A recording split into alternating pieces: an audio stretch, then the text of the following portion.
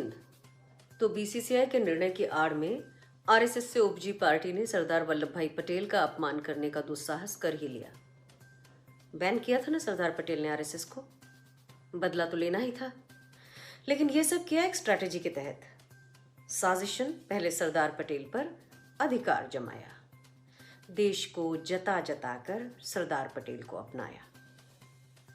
अब Sardar Patel statue of unity बनकर इनकी विध्वंसकता देख ही रहे हैं, निस्संदेह विक्षुब्ध होंगे।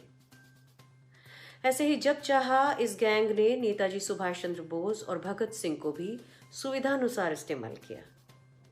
सिर्फ चुनाव और विशुद्ध वोट पर केंद्रित राजनीति के लिए सेना हो या किसान या देश का कोई तबका हो, जैसे मेडिकल प्रोफेशनल्स हों, स्टूडेंट हों, व्यापारी हों, घरेलू महिलाएं हों या खोमचे वाले, सभी तरह के नागरिकों का एक प्रोडक्ट की तरह इस्तेमाल करने वाली भारतीय जनता पार्टी से ये उम्मीद फिर भी नहीं थी। शुरुआत में तो लगातार पिछली सरकारों की आलोचना का हथकंडा अपनाकर लोगों को एक अलग चश्मा पहना दिया और फिर पहले से परोसी हुई थाली में तड़का लगाकर खुद को पारंगत रसोइया साबित करने की कोशिशों पर पूरे मीडिया को झोंक दिया। और अभी तो सभी सरकारी एजेंसियां भी इनके अंगूठे के नीचे हैं। लेकिन याद रखिएगा कि इस काल में अंजाम दिए गए इनके हजारों हजार कारनामों का लेखा जोखा जब कभी जनता के सामने आएगा, वो भी अद्वितीय भ्रष्टाचारों की एक अद्वितीय कथा ही होगी। सरदार पटेल के अपमान पर ही रहते हैं।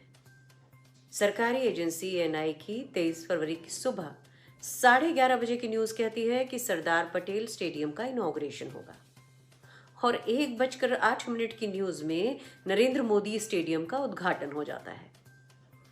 यानी 1983 में लोकार्पित किए गए सरदार वल्लभ भाई पटेल के नाम पर मौजूद स्टेडियम का रिनोवेशन कराकर और अपने नाम से पुनर्लोकार्पित कराकर नरेंद्र मोदी जी खुद को सरदार पटेल के समकक्ष आरोहित करने की जुर्रत कर जाते हैं। इस सब से ऐसा लगता है कि वर्तमान प्रधानमंत्री को यह मालूम है कि एक बार गद्दी से उतरे या निवर्तमान प्रधानमंत्री का ठप्पा लग गया तो कोई नाम लेवा भी नहीं रहेगा, क्योंकि किसी और को अपनी पार्टी में पनपने ही कहाँ दिया। बस इसीलिए वे खुद को ट्रिब्यूट दे चले। बहुत ही अजब बात है। वैसे ही जैसे कोई जीते जी खुद का तर्पण कर ले, खुद को ही तिलांजलि दे ले।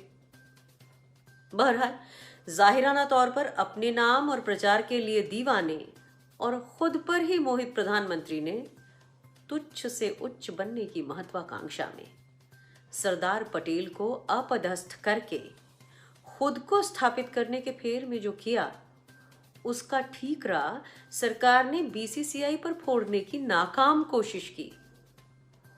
अरे भाई, लोग अब सच समझने लगे हैं।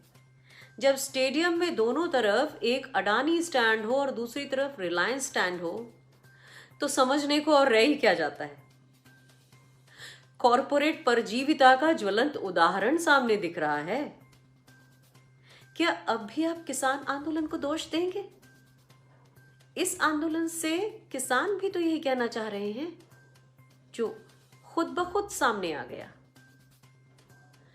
अहंकार जीवियों द्वारा देश की धरोहरों का, अपने महापुरुषों का किया गया अपमान देश कभी नहीं भूलेगा। और हां, अब विकल्प पूछना बंद करें और सत्तासीनों की असल नीयत परखना भी शुरू करें। लोकतंत्र रहेगा तो विकल्प भी मिल ही जाएंगे। जय हिंद।